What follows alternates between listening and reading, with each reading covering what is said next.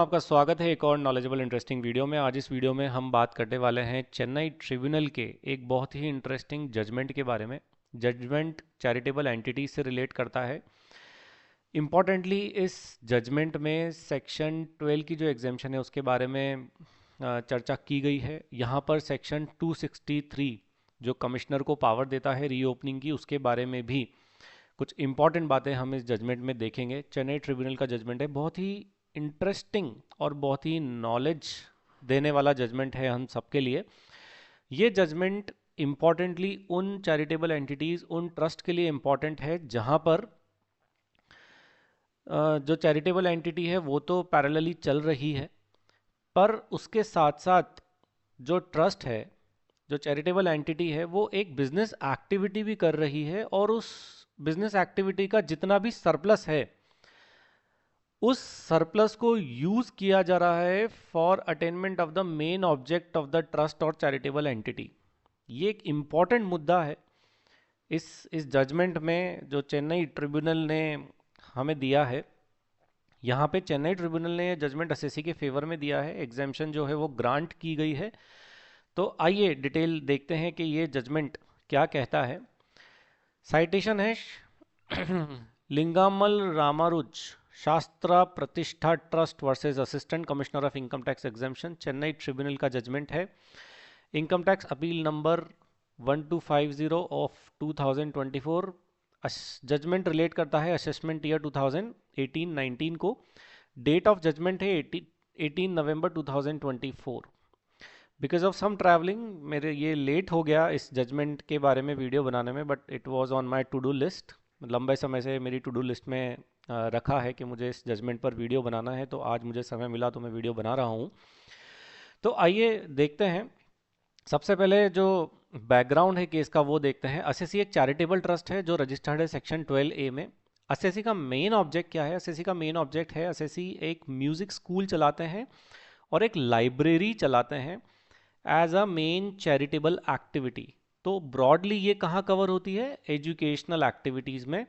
उसके साथ साथ हाँ, अब एक इंटरेस्टिंग चीज़ मैं आपको बताने वाला हूँ। उसके साथ साथ एसएससी एक पेट्रोल पंप भी चलाते हैं, राइट, जिसकी जो रिसीट्स हैं वो यूटिलाइज करी जाती हैं for meeting the charitable objects of the trust. SSC का चैरिटेबल ऑब्जेक्ट क्या है? एजुकेशन।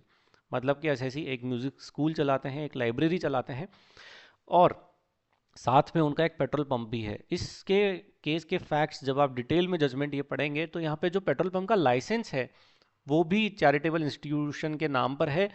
पेट्रोल पंप की जितनी भी एसेट्स हैं वो भी जो ट्रस्ट है उसी के नाम पर है। तो जो पेट्रोल पंप का जितना भी सरप्लस आता है वो उस चैरिटेबल एक्टिविटी में, मतलब कि उस म्यूजिक स्कूल में और लाइब्रेरी में ही यूटिलाइज एसएससी कर लेता है। अब यहाँ पे बात है कि ठीक है, आप म्यूजिक स्कूल चला रहे हैं, लाइब्रेरी चला रहे हैं, ब्रॉडली एजुकेशन में ये चीज़ें आती है, बट यहाँ पे एसएससी के सामने एक चैलेंज ये था कि वो जो पेट्रोल पंप है वो एक बिजनेस एक्टिविटी है। डिपार्टमेंट ये कहता है कि वो business activity is not in pursuance of the attainment of the main object of the assessee. तो हम उसको बिजनेस एक्टिविटी मानेंगे और जो उसका प्रॉफिट है वो टैक्सेबल होगा और आपकी एग्जाम्शन जो है वो हम अलाउ नहीं करेंगे, तो आपके ऊपर टैक्स लगेगा। तो इस ये है एक बैकग्राउंड जो मैंने आपको मोटा मोटा बताया है। इस केस में एसएससी ने अपनी इनकम टैक्स रिटर्न फाइल करी और इनकम नील दिखाई और उसने एग्जाम्शन क्लेम कर लिया under section 11 on the entire receipts including the receipts of the petrol pump. उसके बाद क्या हुआ साहब? नेशनल फेसलेस असेसमेंट सेंटर ने एसएससी को नोटिस इशू करा और उसकी सेक्शन 11 की जो एग्जाम्शन है वो डिनाई कर दी ऑन द ग्राउंड दैट कि जो सरप्लस जो पेट्रोल पंप से आता है वो उसकी बिजनेस एक्टिविटी है and it is not incidental to the attainment of the object of the trust as required under section 11(4)(a)। इस ग्राउंड पे नेशनल फेसलेस असेसमेंट सेंटर ने उसको नोटिस इशू किया। अब असेसिंग ऑफिसर ने एसएससी को कई बार मौका दिया कि हाँ आप आइए, आप अपना जो सबमिशन है वो दीजिए, अपना ग्राउंड बताइए कि क्यों आपको सेक्शन 11 की एग्जाम्शन दी जाए, कि आप क्यों उसके लिए एंटाइटल हैं। सारे रिप्लाई एसएससी के कंसिडर करने के बाद असेसिंग ऑफिसर ने असेसमेंट कंप्लीट किया। इंटरेस्टिंगली यहाँ पे जो असेसिंग ऑफिसर हैं वो बड़े समझदार हैं। उन्होंने प्रॉपर इन्वेस्टिगेशन की, उन्होंने प्रॉपर एडजुडिकेशन रिस्पॉन्सिबिलिटीज़ अपनी निभाई इस केस में। जहां पर एग्जेम्पशन जो असेसी ने क्लेम करी थी, असेसिंग ऑफिसर ने उसको वो एग्जेम्पशन दे दी। Section 11 was accepted and exemption was allowed, मतलब it was a favourable assessment order from the assessing officer. अब क्या होता है साहब, हमारे लॉ में एक सेक्शन है, सेक्शन 263, जो कि पावर देता है कमिश्नर को, अगर दो कंडीशन सेटिस्फाई होती है। कौन सी दो कंडीशन अभी बात करेंगे। तो वो असेसिंग ऑफिसर के ऑर्डर्स को रिवाइज करने की पावर कमिश्नर के पास होती है, बट उसका भी एक प्रोसेस है। वो प्रोसेस जो है असेसी के केस में इनिशिएट हो जाता है। कमिश्नर साहब को ये लगता है कि साहब असेसिंग ऑफिसर ने जो है वो गलती करी है असेसी को सेक्शन 11 की एग्जाम्शन देने में, तो असेसी को सेक्शन 11 की एग्जाम्शन जो है वो नहीं मिलनी चाहिए थी, जो कि असेसिंग ऑफिसर ने गलत उसको दे दी है। तो यहाँ पे कमिश्नर ने उसका केस टेकअप किया फॉर रिवीजन। तो कमिश्नर ने सेक्शन 263 का शोकोज नोटिस इशू किया एसएससी को, कि कारण बताइए साहब, क्यों ना आपकी एग्जेम्पशन जो है वो विड्रॉ करी जाए। किस ग्राउंड पे? इस ग्राउंड पे कि जो एसएससी है वो एक बिजनेस एक्टिविटी में इन्वॉल्व है, पेट्रोल पंप चलाता है और 80% से ज़्यादा रिसीट उसकी वहाँ से आती है, इनकम वहाँ से आती है। जो एक्टिविटी है वो कोई मतलब अंडरटेक नहीं करी गई है for advancement of any other object of general public utility, right. इस कंडीशन पे provision of proviso to section 250 stands violated. Section 215 की जो प्रोवाइजो है वो वायलेट होती है, मतलब आप कोई चैरिटेबल ऑब्जेक्ट नहीं कर रहे हैं, तो आप चैरिटेबल ऑब्जेक्ट नहीं कर रहे हैं तो आपकी एग्जाम्शन जो है हम डिनाई करेंगे। नेक्स्ट ग्राउंड फॉर रिवीजन जो लिया गया, वो लिए गए दो जजमेंट। एक अहमदाबाद अर्बन डेवलपमेंट अथॉरिटी का जजमेंट का जो है सपोर्ट लिया कमिश्नर साहब ने, और एक न्यू नोबल एजुकेशन सोसाइटी जो ऑनरेबल सुप्रीम कोर्ट का जजमेंट है उसका जो है सपोर्ट लिया गया कमिश्नर साहब के द्वारा। यहाँ पे एसएससी को शोकोज नोटिस इशू किया गया इन ग्राउंड्स के ऊपर कि आपकी जो एग्जाम्शन है वो डिनाई कर दी जाए। अब एसएससी ने क्या सबमिशन दिए? एसएससी ने ये सबमिशन दिए कि एसएससी जो है वो एक प्योरली चैरिटेबल ऑब्जेक्ट वाला इंस्टीट्यूशन है, चैरिटेबल ऑब्जेक्ट वाला ट्रस्ट है, जिसका मेन चैरिटेबल ऑब्जेक्ट है एजुकेशन, और उसका कोई ऐसा ऑब्जेक्ट नहीं है जिसमें कोई object of general public utility involve हो, जिसको हम क्या बोलते हैं, जीपीयू। लॉ में कुछ डिफरेंसेस हैं यहाँ पे। एक तो आप वो चैरिटेबल इंस्टीट्यूशन है जो प्राइमरीली चैरिटेबल ही है, मेडिकली, हॉस्पिटल हैं, एजुकेशन इंस्टीट्यूशन है, स्कूल्स हैं, कॉलेजेस हैं, इस तरीके के। Object of general public utility all together law में कुछ अलग ट्रीटमेंट जो है यहाँ पर इसका किया जाता है। यहाँ पे एक मॉनेटरी एस्पेक्ट भी इन्वॉल्व होता है कि आप एक कमर्शियल एक्टिविटी कर रहे हैं और उससे कुछ लोगों से कुछ चार्ज भी कर रहे हैं और अपने खर्चे भी चला रहे हैं, तो वो फॉल हो जाता है जनरल पब्लिक यूटिलिटी के ऑब्जेक्ट में। और एसएससी ने बोला कि जो डिसीजन है एयूडीए का, अहमदाबाद अर्बन डेवलपमेंट अथॉरिटी का जो डिसीजन है, राइट, वो बात करता है उन ट्रस्ट के बारे में जिनका ऑब्जेक्ट है object of general public utility. यहाँ पर ट्रस्ट के एसएससी के केस में ऐसा कोई ऑब्जेक्ट इन्वॉल्व नहीं है। So it's a distinguishable case. आप उस केस को रिवीजन प्रोसीडिंग्स के लिए यहाँ पर डिसाइड नहीं कर सकते। क्यों? क्योंकि एसएससी जीपीयू ट्रस्ट नहीं है। एसएससी क्या है? एक चैरिटेबल ट्रस्ट है। SSC is a charitable trust. SSC ने एक और सबमिशन दिया यहाँ पर कि जो ऑनरेबल सुप्रीम कोर्ट का जजमेंट है in case of New Noble Education Society, जो एक बहुत ही इंटरेस्टिंग जजमेंट है जिसमें बहुत डिटेल में जजमेंट दिया गया है, बहुत सारे चैरिटेबल एंटिटीज इस जजमेंट के पार्ट हैं, इस जजमेंट में इन्वॉल्व हैं। मेरा ये मानना है कि अगर आप चैरिटेबल एंटिटीज की टैक्सेशन समझना चाहते हैं तो आप इस जजमेंट को ज़रूर पढ़ें। न्यू नोबल एजुकेशन सोसाइटी का जजमेंट है honourable supreme court of India का, बहुत ज़्यादा पुराना नहीं है, करीब करीब 1.5-2 साल पुराना जजमेंट है। अब एसएससी ये कहता है कि साहब उसके ऊपर न्यू नोबल का जजमेंट भी एप्लीकेबल नहीं होता, क्योंकि वहाँ पर इंपॉर्टेंटली एग्जेम्पशन की बात करी जाती है सेक्शन 1023C क्लॉज 6 की। बट एसएससी तो चैरिटेबल इंस्टीट्यूशन है जो रजिस्टर्ड है 12A में, तो 1023(6) उसके ऊपर एप्लीकेबल होता ही नहीं है। इसलिए इस सुप्रीम कोर्ट के डिसीजन की भी यहाँ पर कोई रिलेवेंस नहीं है। अब यहाँ पर एसएससी जो है एक सुप्रीम कोर्ट के जजमेंट का सपोर्ट लेता है, वो जजमेंट है थांटी ट्रस्ट। ये भी एक बहुत इंटरेस्टिंग जजमेंट है, इसे भी हम सबको ज़रूर पढ़ना चाहिए, दोहराना चाहिए बार बार। अगर हम किसी चैरिटेबल इंस्टीट्यूशन का केस हैंडल कर रहे हैं या उसका कोई कंसल्टेशन हमें देनी है। तो थांटी ट्रस्ट जो है वो एप्लीकेबल होता है साहब एसएससी के ऊपर पर से चैरिटेबल ट्रस्ट, जो कि बाद में आईटीएटी ने भी एग्री किया है। आईटीएटी चेन्नई बेंच ने एग्री किया कि हाँ जी, थांटी ट्रस्ट का जजमेंट है जो एसएससी पे एप्लीकेबल है, न्यू नोबल एसएससी पर एप्लीकेबल नहीं है। और एयूडीआई का जो जजमेंट है, अहमदाबाद अर्बन डेवलपमेंट अथॉरिटी का जो जजमेंट है, वो भी एसएससी के ऊपर एप्लीकेबल नहीं होता है।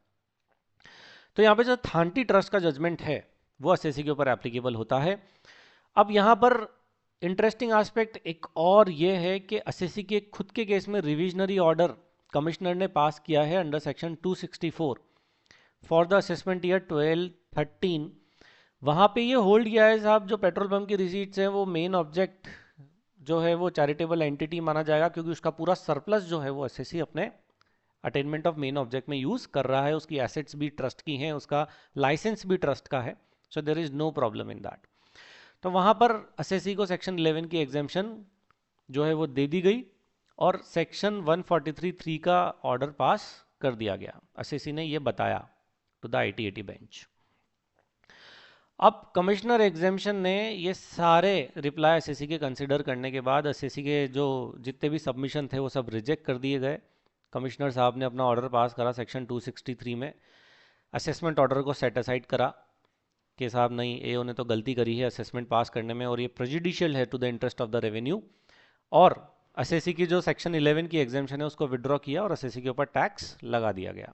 अब देखते हैं बहुत ही इंटरेस्टिंग एस्पेक्ट कि आईटीएटी के क्या ऑब्जर्वेशन है। आईटीएटी कहती है कि साहब सेक्शन 263 को अगर आपको लगाना है तो यहाँ आपको दो कंडीशन सेटिस्फाई करनी पड़ेगी। पहली कंडीशन के असेसिंग ऑफिसर का जो ऑर्डर है वो एरनस होना चाहिए, उसमें गलती होनी चाहिए प्राइमा फेसी, और उस गलती की वजह से डिपार्टमेंट को इंटरेस्ट मतलब रेवेन्यू का लॉस होना चाहिए। It is prejudicial to the interest of the revenue.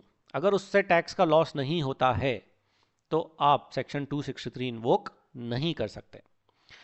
अब यहाँ पे वो कौन से ऐसे सर्कमस्टांसेस है जहाँ पे माना जाएगा कि साहब असेसिंग ऑफिसर ने जो है वो गलती करी है। पहला पॉइंट, जहाँ पे असेसिंग ऑफिसर ने ऑर्डर पास किया है उस अजम्पशन पे जो इनकरेक्ट फैक्ट्स हैं या फिर इनकरेक्ट अजम्पशन ऑफ लॉ के बेसिस पर ऑर्डर पास किया गया है। नेक्स्ट, अगर असेसिंग ऑफिसर ने ऑर्डर पास किया है जो कि प्रिंसिपल्स ऑफ नेचुरल जस्टिस को वायलेट करता है तो भी उस ऑर्डर को एरनस माना जाएगा। अगर असेसिंग ऑफिसर ने ऑर्डर पास किया है विदाउट एप्लीकेशन ऑफ माइंड और उसने बिना इन्वेस्टिगेशन के, बिना प्रॉपर इन्वेस्टिगेशन के ऑर्डर पास किया है तो वो भी आरएनएस ऑर्डर माना जाएगा। नाउ अब आईटीएटी के ऑब्जर्वेशन थे साहब, जब असेसिंग ऑफिसर ने असेसमेंट करी तो असेसिंग ऑफिसर ने बहुत लेंथ और ब्रेड्थ में एसएससी के पास पेट्रोल पंप है उस बात की इन्वेस्टिगेशन और उस बात की एडजुडिकेशन प्रॉपरली करी, और ये प्रॉपरली करने के बाद ही असेसिंग ऑफिसर ने उसको सेक्शन 11 की एग्जेम्पशन ग्रांट करी। तो हम ये नहीं कह सकते कि साहब ये केस जो है वो नॉन इंक्वायरी का है और लैक ऑफ इंक्वायरी का है। ये आईटीएटी के ऑब्जर्वेशन है। प्रॉपर असेसिंग ऑफिसर ने एसएससी को नोटिस इशू किए गए कि आप अपने पेट्रोल पंप के बारे में बताइए, इसकी रिसीट बताइए, इसकी एसेट्स बताइए, किसके नाम पर है पेट्रोल पंप का लाइसेंस एसएससी से मांगा गया, एसएससी ने प्रोड्यूस किया। उसके बाद एसएससी ने यह भी प्रूव किया कि जो भी सरप्लस पेट्रोल पंप से जनरेट होता है वो पूरा का पूरा सरप्लस एसएससी अपने मेन ऑब्जेक्ट के लिए यूज करता है, that is education, music school चलाना और एक लाइब्रेरी चलाना। ये सबमिशन जो है, ये ऑब्जर्वेशन जो है आईटीएटी ने अपने ऑर्डर में दिए हैं।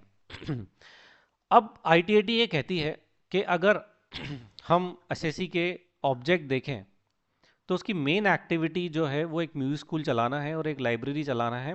तो एसएससी जो है वो एक एजुकेशनल ट्रस्ट है, कोई जीपीयू ट्रस्ट नहीं है, कोई general public utility trust SSC नहीं है।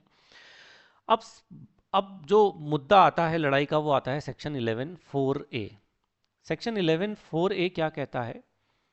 अगर आपको एग्जेम्पशन लेनी है तो ये कंडीशन सेटिस्फाई करनी होती है कि बिजनेस जो है वो इंसिडेंटल होना चाहिए टू द मेन ऑब्जेक्ट, और जो बिजनेस रिसीट है वो टोटल रिसीट की 20% तक ही हो सकती है, उससे ज्यादा वो नहीं हो सकती। अब आईटीएटी ने ये बोला कि साहब जो कंडीशन है सेक्शन 11(4)(a) की वो सिर्फ उन ट्रस्ट पर लगती है जो जीपीयू ट्रस्ट है, right? The condition imposed only for GPU trust on their business activities in terms of provision of section 2 clause 15. जो कि सुप्रीम कोर्ट ने अपने AUDA Ahmedabad urban development authority के ट्रस्ट में भी बोला है। अब एसएससी कोई ऐसा ट्रस्ट नहीं है जो जीपीयू ट्रस्ट है, एसएससी एक प्राइमरली चैरिटेबल ट्रस्ट है।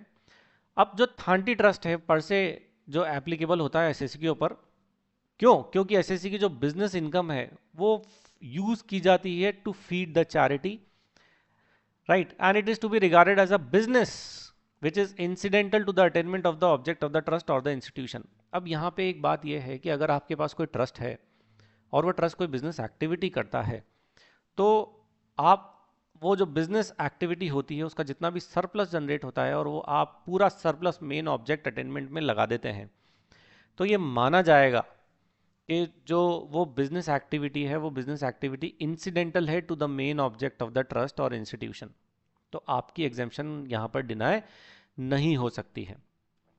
ITAT का ऑब्जर्वेशन ये रहा है, final observation in light of the above discussion, therefore it is found that not only assessing officer discharge his dual role as an investigator as well as adjudicator। ITAT ने assessing officer की तारीफ करी कि assessing officer ने case को अच्छे से examine किया, अच्छे से देखा, उसने अपने दोनों रोल अच्छे से निभाए, एक तो इन्वेस्टिगेटर के और एक एडजुडिकेटर के, दोनों रोल असेसिंग ऑफिसर के बिल्कुल परफेक्ट थे। उसने पेट्रोल पंप का पूरा मैटर एग्जामिन किया, उसके बाद ही उसने सेक्शन 11 की एग्जेम्पशन जो है वो असेसी को ग्रांट करी। तो यहाँ पर एक चीज और है कि सेक्शन 11 सबसेक्शन 4A की जो कंडीशन है पर से वो मानी जाएगी सेटिस्फाइड। क्यों? क्योंकि जो बिजनेस एक्टिविटी है वो इंसिडेंटल है to the main object of the trust, क्योंकि पूरा सरप्लस जो है वो मेन ऑब्जेक्ट के लिए यूज किया जा रहा है। और इस यहाँ पर जब हम एग्जेम्पशन देंगे तो यहाँ पर ये देखना बहुत जरूरी है कि असेसी प्योरली चैरिटेबल है या फिर जीपीयू ट्रस्ट है। जहां पर जीपीयू ट्रस्ट है वहां पर 20% का पैरामीटर एप्लीकेबल है, जहां पर जीपीयू ट्रस्ट नहीं है वहां पर 20% का जो पैरामीटर है वो एप्लीकेबल नहीं है। तो ये माना जाएगा कि जो बिजनेस एक्टिविटी है which is and that is incidental to the main object of the trust. तो जो असेसिंग ऑफिसर ने व्यू लिया है वो व्यू असेसिंग ऑफिसर का बिल्कुल सही है। असेसिंग ऑफिसर का जो असेसमेंट ऑर्डर है वो कहीं से कहीं तक भी एरनस नहीं है। ITAT के ये ऑब्जर्वेशन है इस जजमेंट में, और ITAT ने ये अपील अलाउ करी है इन फेवर ऑफ एसएससी। यहाँ पे एक सब्सटेंशियल रिलीफ जो है वो एसएससी को दिया गया है। तो ये है एक important interesting judgment charitable entities से रिलेट करता है, जो सेक्शन 263 को कवर करता है, सेक्शन 11 को कवर करता है, और कुछ चर्चाएं भी इस जजमेंट में होती है सुप्रीम कोर्ट के कुछ इंपॉर्टेंट जजमेंट्स की यहाँ पर। So thank you for watching this video. अगर आपकी चैरिटेबल एंटिटीज़ या इनकम टैक्स एक्ट से रिलेटेड कोई क्वेरी है तो आप कमेंट बॉक्स में वो क्वेरी हमसे पूछ सकते हैं। Thank you for watching this video. अगर आप चाहते हैं कि इस तरीके के वीडियो के अपडेट्स आपको समय समय पर मिलते रहें तो चैनल को सब्सक्राइब ज़रूर करें, और वीडियो पसंद आए तो प्लीज़ वीडियो को लाइक भी कर लें। Thank you, thanks a lot, bye.